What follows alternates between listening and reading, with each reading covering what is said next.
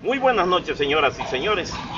Una vez más estamos transmitiendo en vivo y en directo desde el Parque Ángel Castillo Lanz, la cuarta edición de su serie La Banca, la Noche y Usted.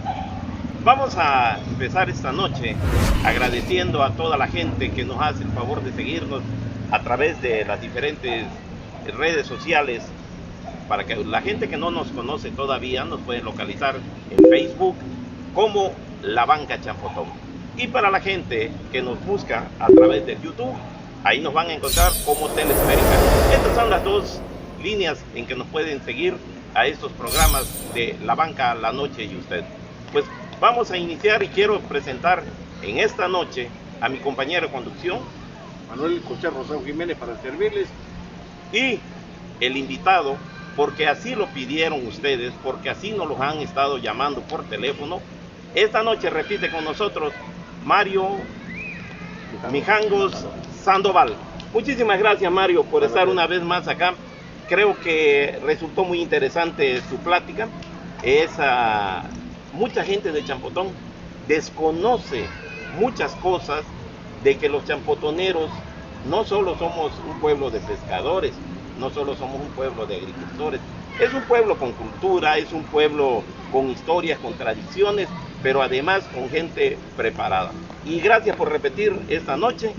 Quiero decirte que hemos recibido muchos comunicados en donde te mandan a saludarte. Vamos a ir a través del programa, te vamos a ir dando los nombres de las diferentes personas que nos han hecho el favor de pedirte que vuelvas con nosotros, y a ti por haber permitido estar acá.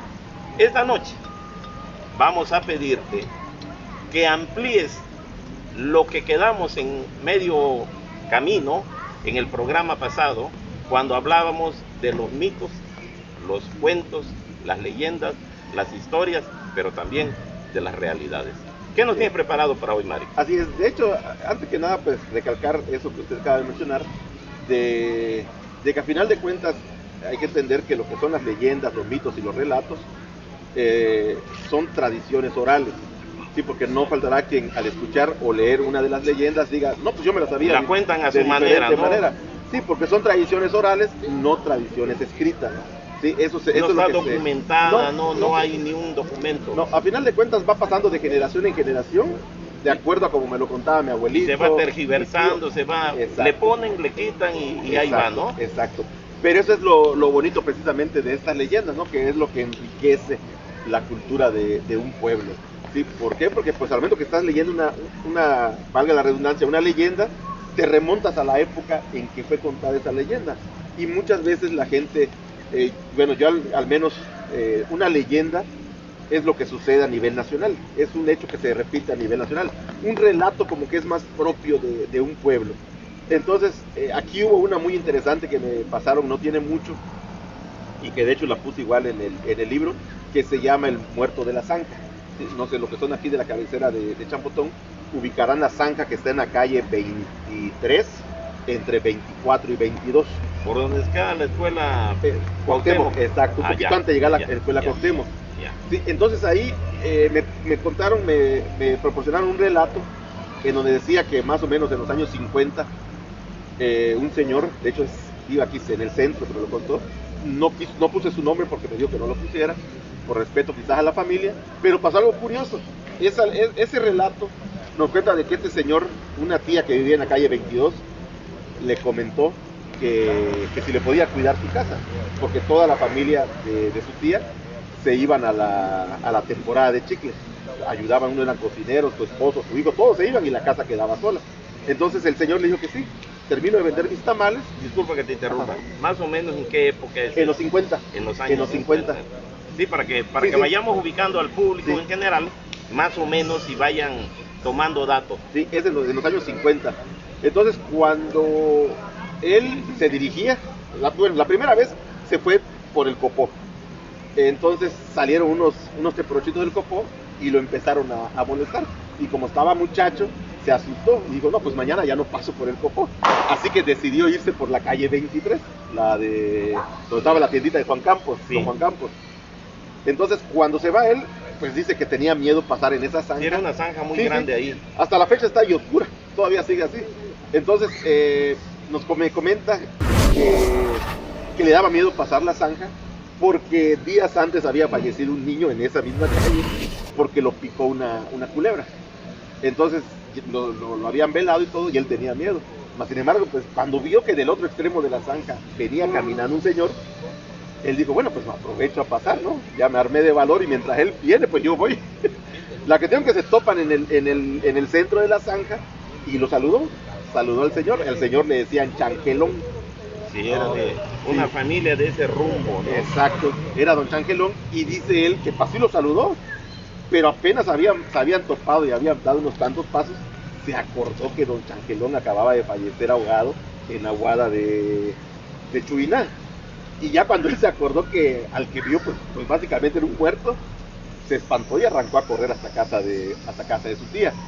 Les comento porque este relato, a mí yo tengo una página en el Face donde publico algunas cosas de historia de Champotón y también leyendas y relatos, y me daba miedo ponerla porque dije, pues qué tal si algún familiar de ese señor, ¿no? Pues yo al menos no lo conocí, pero qué tal si algún familiar se sienta agredido. La cuestión que cuando la publico, la hermana de el finado don Changelón escribe en los comentarios agradeciendo que se acordaran de su hermano, porque dice, yo escuché varias veces que efectivamente mi hermano se aparecía por ese rumbo, vaya.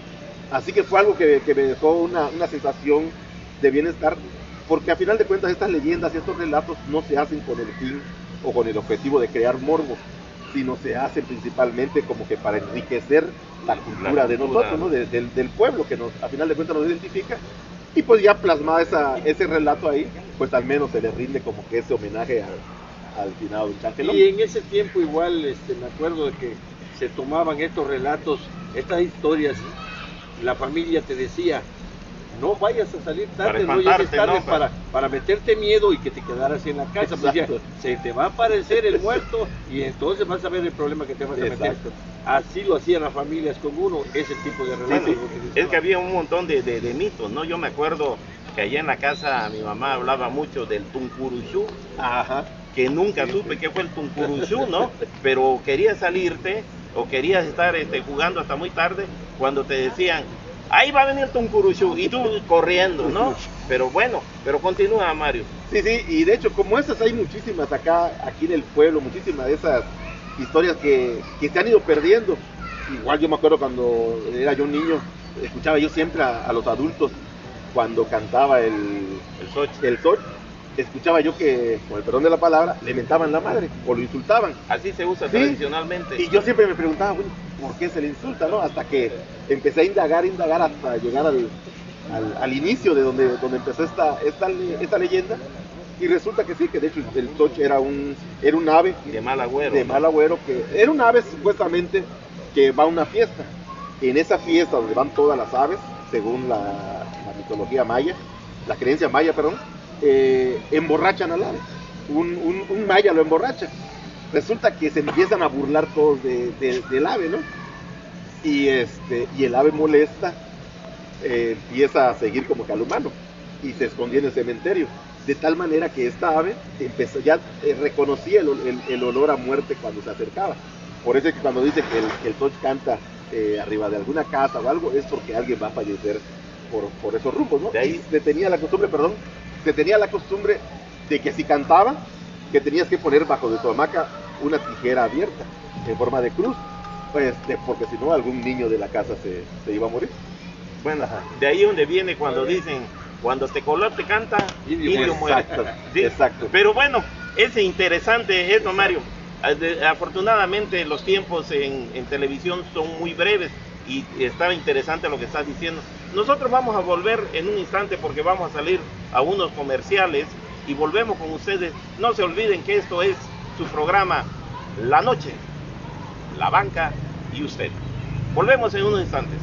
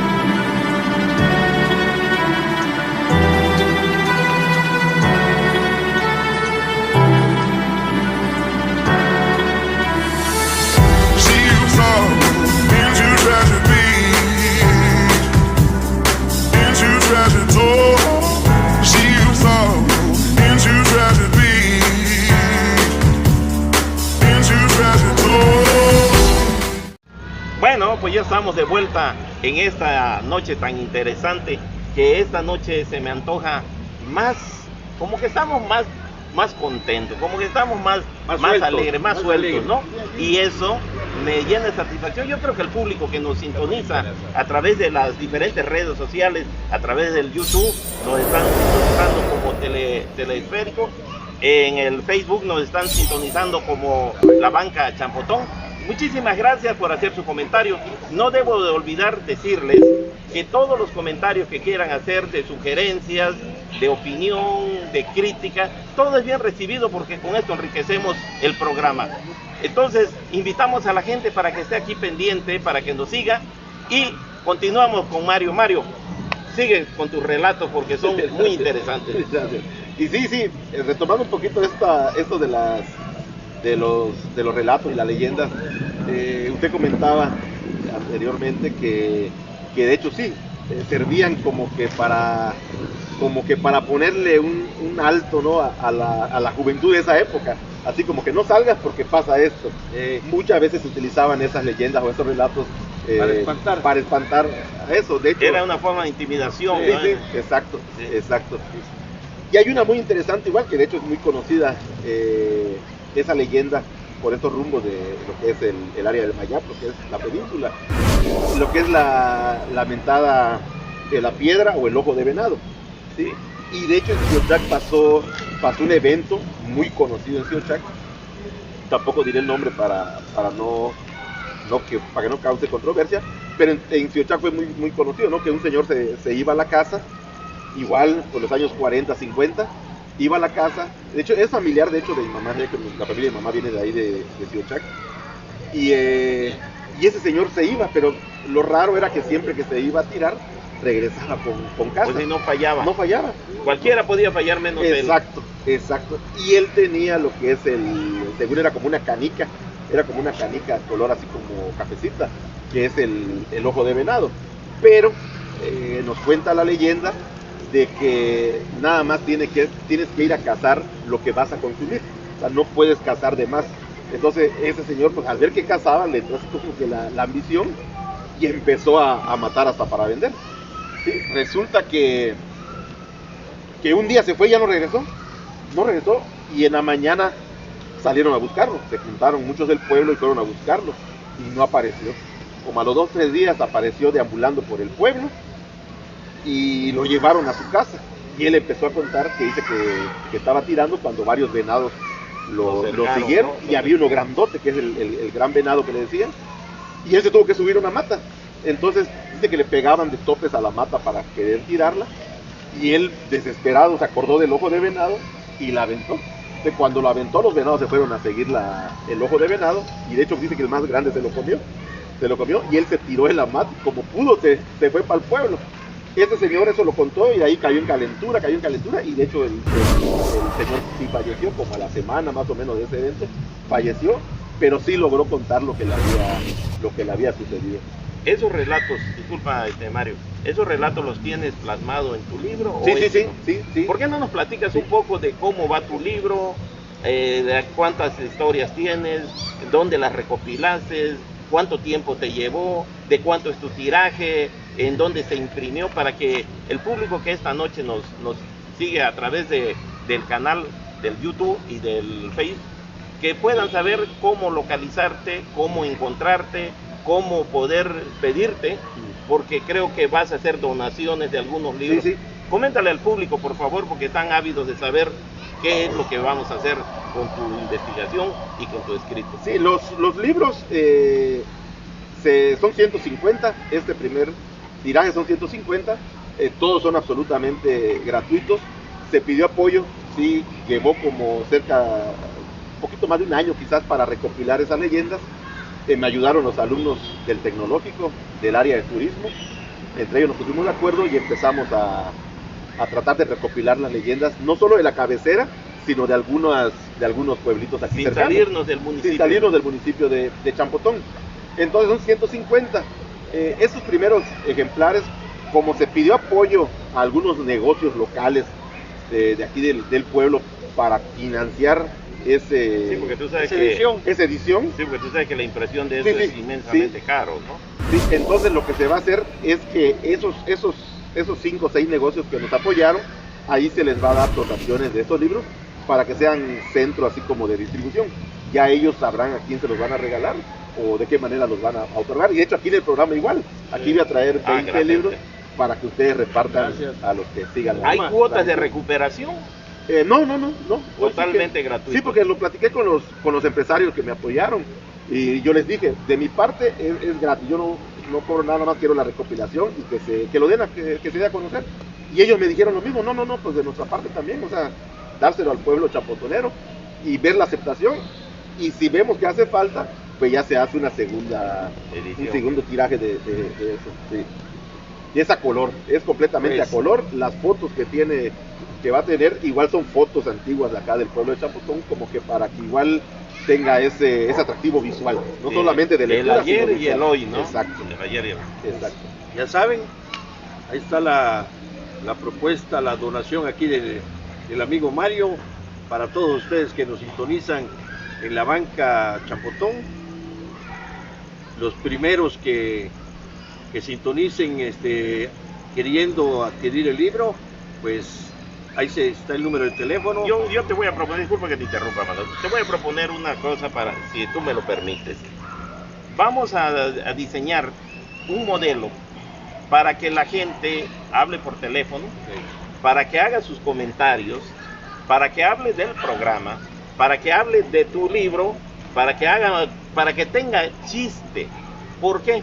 Porque muchas veces la gente pide por pedir y no se interesa por leer y además no hace ni un comentario. Y lo que andamos buscando, o creo que es el objetivo, de que hagamos enriquecedor este programa y que la gente se nutra de la cultura, de nuestros mitos, de nuestras leyendas, porque es lastimoso que muchas veces gente que vienen de fuera saben más de nosotros, los que somos lugareños. Y entonces quiero decirles que ahorita nos están sintonizando no solo en el Chapotón, nos están sintonizando en el estado, en el país, y además también tenemos gente que tú sabes perfectamente, gente que están en otros países que nos están sintonizando. Entonces vamos a interesar a la gente para que podamos tener una mejor distribución del libro, si te parece, y si tú estás de acuerdo, Manuel. De acuerdo. No sé qué diga la producción creo que también está de acuerdo, para que podamos hacer. Pero continuamos, Mario. Perfecto. Y más que nada, le digo, más que nada que estas leyendas que están en el libro sirven para la convivencia familiar. Fíjate que cuando lo publicaba yo en la página del Face, estas leyendas, muchísimo comentaban, y de tal forma que porque las empecé a publicar del 1 al 30 para Día de Muertos, para esta temporada de Día de Muertos, y muchos me comentaban que se llegó a ser tema de discusión dentro de la familia. Sí. Y eso es lo bonito, ¿no? Que durante estén cocinando, estén haciendo algo en la familia, o cuando están comiendo están platicando, ¿no? Oye, la leyenda que leí, que eso, que no. O sea, y eso es lo bonito, ¿no? Que se arme esa armonía familiar y que se comente, que se deje un ladito ya los celulares, las redes sociales y demás, y que quizás haya esa interacción entre la familia. Cultural. Exacto. Que menciones, no sabes que esta leyenda está bonita, pero a mí me la contaron quizás de otra manera. Sí. Otra leyenda que me contó el maestro Toto, y que también excelente y buena aceptación tuvo, se llama el ahogado de acá del río. Él me comenta que creo que era su tía, me parece, mamá Juanita, me parece que era, dice que por donde está el Oxxo, más o menos, ya tiene muchísimo tiempo. ¿Cuál Oxxo? El del malecón, Ya. Que tiene muchísimo tiempo, dice, que por ahí hubo una panadería cerca. La cuestión que dice que en una ocasión, una noche, se ahogó una persona ahí y fueron todos a verlo. Entonces ese que trabajaba en la panadería se acercó y dice que cuando sacaron el ahogado, que pues ya el ahogado, como ya tenía rato, ya estaba un poco descompuesto, ¿no? Y hinchado, y que él dijo en ton de broma, no, este muerto está más esponjado que mi pan francés. Y al momento todos lo voltearon a ver así como, oye, más respeto por el difunto. Resulta que él se fue para su casa y en la madrugada comentan que él en la madrugada, que supuestamente se levantó a tomar un vaso de agua y que sintió que alguien lo agarró de acá. y que se le empezó a llevar y él empezó a forcejear entre lo que podía y sus alucinaciones. La cuestión que forcejeando se lo estaba llevando al cementerio y que poco antes de entrar al cementerio se escuchó el canto de un gallo y pues lo que se lo estaba llevando desapareció. ¿Sí? Entonces, es otro de los relatos acá del pueblo de Chapotón que a mi parecer igual son interesantes. Bueno, es que realmente hay muchos temas importantes. En ese momento que estamos, creo que en la parte medular del comentario, de la entrevista, de la plática, creo que llega el momento en que vamos a tener que interrumpirte porque llegan unos comerciales. Esto es La Banca, La Noche y usted. Volvemos en unos instantes.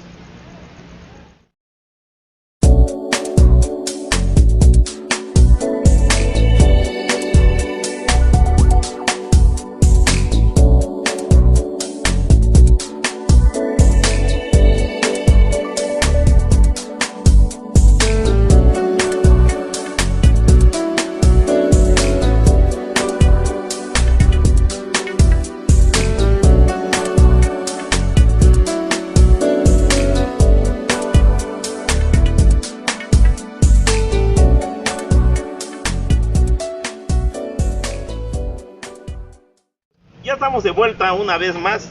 Lamento que tengamos que hacer estos cortes porque está muy interesante lo que tú platicas, Manuel. Es muy confortante, muy llenador el saber que tenemos tantas y tantas historias, mitos, leyendas, cuentos, tradiciones y tantas cosas que plasman en tu libro. ¿Cómo se llama tu libro, Mario? Es Leyendas y Relatos del Pueblo de Champotón. ¿Cuántas leyendas y relatos? Hay 30 de aquí de la cabecera. Bueno, este libro tiene fotografía, me hago suponer. Sí. Está enriquecido con fotografías. Muchísimas fotos, la gran mayoría son fotos de aquí del mismo pueblo, fotos antiguas más o menos de la época, de que se cuentan las leyendas. Y lo interesante de esto que son fotos mayormente referente al lugar donde ocurrieron las leyendas. Pero me imagino que han de ser inéditas también, ¿no? Sí. Que no están publicadas, sí. Porque ya ves que de repente se hacen los fusiles, te agarras de una revista y esto y el otro. Y qué bueno que son cosas, sí. ¿O cómo ves, Manuel? Oh, muy interesante. Lo que es, desde el otro día estaba yo en el otro programa, te pregunté que nos hablara sobre una leyenda de los domos, de los pigmeos, de los chaneques, y no tienes alguna de por acá. Hay una de lo que es de los aluches. De los aluches, que igual fue de hecho en el libro se plasman dos de los aluches. Una que sucedió aquí en el Copó y que igual esa sí me tocó vivirla, ¿no? Con un amigo que lo que decíamos anteriormente respecto a lo que nos decían los padres, no jueguen esconde-esconde de noche. Y en esa ocasión nos dijeron, no jueguen esconde-esconde. Y resulta que un compañero, bueno, todos empezamos a jugar esconde-esconde ya como a las 11, 12, 1 de la madrugada. Y resulta que uno de ellos se fue a esconder a lo que es el Copó. Y pues todos, a final de cuentas, pasó los minutos y todos fuimos apareciendo, pero faltaba él. Y busque y faltaba él. Hasta que dimos, o sea, él solito salió porque pues no le encontramos, nadie se imaginó que estuviera a esa hora dentro del Copó. Entonces cuando él salió se sentó en la esquina y ya no nos dirigió la palabra. Se agarró, se levantó y se fue a su casa. Como 2 o 3 días ya no salió él, fuimos a hablar con su mamá y ya su mamá nos dijo, ¿sabe qué? Tiene mucha calentura, no sé qué le pasó, que no sé qué, que por acá. Ya cuando él logró salir como a la semana, 2 semanas, ya nos contó que dice que él estaba escondido, así en la bajadita del Copó, cuando sintió que lo tocaron. Cuando volteó dice que no había nada. De ahí le tiraron unas piedritas y él creyó que era un compañero que también se había escondido junto con él ahí en el Copó, ¿no? Entonces él en broma insultó a su compañero, ¿no? Deja de estar chingando. Entonces cuando hace así, se da cuenta que no era un compañero, sino dice que vio una pequeña persona, ¿no? Con menos de 30, 40 centímetros, vestido así a la usanza de los indígenas, así con su batita y sus alpargatas, sus guarachitos. Y ya cuando lo vio él, ya fue que le empezó a correr porque le dio miedo y ya le entró la temperatura. Entonces ahí indagando un poquito, pues efectivamente, ¿no? A final de cuentas hay que acordarnos que lo que son los aluches vivían en toda esta área del Maya, toda la península. Bueno, toda la península que lleva hasta Centroamérica. Exacto, sí. Nos vamos hasta aquí, hasta Guatemala. Exacto. Y toda esa parte hasta todo llegar. Sí, todo eso. Sí, todo el área del Mayap. Y quiero decirte que hasta Comalcalco, Tabasco, hay vestigios de esa mezcolanza de la raza de los chocos con los mayas, que ahí está precisamente en un lugar que se llama La Raya, le dicen ahí hay un vestigio maya que está amalgamado entre lo que es la cultura maya y ahí. Es como un dato nada más para el público que no de hecho la tradición nos apunta de que ellos vivían antes de que la modernidad nos alcanzara, ellos vivían dentro de las cuevas. Entonces aquí la parte del Copo hay muchísimas cuevas. ¿Qué pasa cuando nos gana la modernidad y todas esas cuevas a final de cuentas van rellenando los terrenos y se pierde la gran mayoría de las cuevas? Estos seres, estos cuidadores del campo, lo que son los aluches, se empiezan a ir a vivir a las orillas o a los brocales de los pozos. Y por eso es que muchos dicen, no, pues yo tengo un pozo en mi casa y a veces he visto aluches. Sí, porque pues su hábitat de ellos eran las cuevas. Al ya las cuevas no estar, ¿qué es lo que hicieron ellos? Pues se van a vivir a los pozos. Mucha gente ha dicho sobre este tipo de seres que les llaman elementales, que viven en una dimensión paralela a la de nosotros. Pues tú ya estás como Maussan o algo así. No. Porque creo que vamos a traer a Maussan. Porque no todos, ¿cómo se llama? No todos ven este tipo de cosas. Sí. Ellos desaparecen y los árboles, como los animales, como las piedras, tienen su elemental. Sí. Entonces, la gente te dice que es maldad, y no es cierto. Se ha visto de que es energía, ¿no? Es una energía, pero no es ni malo ni buena. Entonces la persona es la que siente lo negativo o lo positivo de acuerdo a cómo se halla la persona. Hace muchos años, Mario, déjame contarte, hace muchos años tú contaste la historia del muerto que se le apareció, que lo vio. Ajá. Yo hace muchos años, te estoy hablando de 45 años más o menos, la orilla del malecón todavía era el malecón antiguo. Yo conocí a un amigo, boxeador pegado al cementerio, por ahí vivía. Este amigo se ahorcó como por ahí de las 7, 8 de la noche.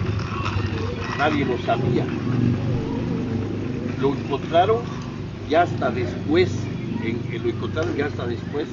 Entonces esa noche yo estaba en la puerta de donde es ahorita pegado a Raúl Uribe, ahí donde está Glotora. Ahí estaba yo pegado. Yo estaba afuera y estaba oscuro y venían pasando unas personas, unos pescadores. Entre esos pescadores, el que volteó y se empezó a reír, a carcajear, era mi amigo. Lo vi claritamente así de frente, lo vi y hasta pensé, estos creo andan vacilando. Cuando al otro día supe que se había ahorcado desde la tarde. Entonces fue cuando yo me pegué así el espanto, dije, no puede ser, yo lo vi en la noche. Entonces, lo que tú contaste hace rato, de que ve uno las cosas, son los relatos, y eso yo jamás casi lo conté, porque me lo tragué, porque a veces nadie te lo puede burlar, a veces miedo que nos burlen. Lo que pasa es que siempre se ha manejado, ¿no? El cuerpo está lleno de energía, ¿no? Y entonces es muy tradicional y es muy común oír que dice, anda recogiendo sus pasos, ¿no? Y la gente con cierta agudez mental, que no cualquiera tiene esa capacidad, tiene esa sensibilidad para ver cosas más allá de lo real. Y pues, como dice que te puedo decir, aunque usted no lo crea, ¿no? Y más que nada dejar de ser rigurosos. Más que nada, yo siento que lo que nos ha, no sé si nos ha afectado, pero en esta época actual a veces ya somos muy rigurosos al momento de pensar. O sea, todo lo queremos hacer con base a pruebas científicas, a pruebas, sí. Entonces no, hay que dejar un poquito la imaginación, porque a final de cuentas ese es algo bonito, algo que caracteriza al mexicano. Es lo que nos da identidad. Exacto. Es lo que nos da identidad. Exacto. Porque no podemos ser una máquina, no podemos ser un autómata. Tenemos que vivir de nuestras historias, de nuestros relatos, de nuestras aventuras, de Así todas es. esas cosas Así es. con las que crecimos y que desgraciadamente se ha ido perdiendo. Y disfrutarlo. Y disfrutar eso. la gente moderna no lo sabe y además no se lo cuenta a los niños, Sí. y se pierde nuestra cultura, Exacto. nuestra identidad, y que esto nos enriquece. Yo creo que hay otro estado, aquí el vecino estado, ellos son muy conservadores Sí. de sus tradiciones, de su cultura, y nosotros siempre nos quedamos atrás, nos quedamos rezagados. Pero qué Sí. bueno. Y desde que llegas, por ejemplo, hablando de Yucatán, ¿no? A mí cuando llego a un lugar, lo primero que hago es ir a una librería. Y usted llega a Yucatán y entra a las librerías de ahí, y los primeros libros que se exhiben ahí son libros de leyendas y relatos de Yucatán. O sea, y es algo que aquí, por ejemplo, aquí en Champotón, en el estado de Campeche, aún falta. Porque hay muchísimas. De hecho, en Campeche hay un libro, no recuerdo quién lo publicó, hay un libro de leyendas de Campeche, y que ha tenido mucha aceptación. Vi que lo pusieron en la Casa de la Cultura, me parece que lo puso en el Face. No he tenido el gusto de comprarlo ni de adquirirlo, pero se ve muy bueno. Pero pues hay que dar un poquito más de difusión quizás. Mario, me avisa en la producción que desgraciadamente el tiempo se nos acaba. Tenemos que salir, Manuel, tenemos que salir. Ha sido un programa muy interesante. ¿Por qué no hacemos un compromiso? Y regresas para que sigamos enriqueciendo toda esta información que tú tienes, y para que podamos decirle a la gente cuánto más tenemos todavía. Sí, ¿no? sí.